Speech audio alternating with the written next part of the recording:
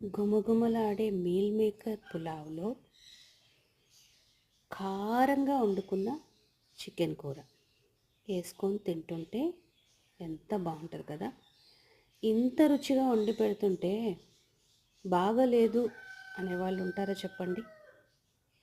మన ఫుడ్ మెచ్చుకొని ఉంటారా? అలా మెచ్చుకోలేదు అంటే వాళ్ళకి టేస్ట్ బడ్స్లో ఏదో లోపం అని అనుకోవాలి కదా. ఇప్పుడు మనం టేస్ట్ చేద్దాం.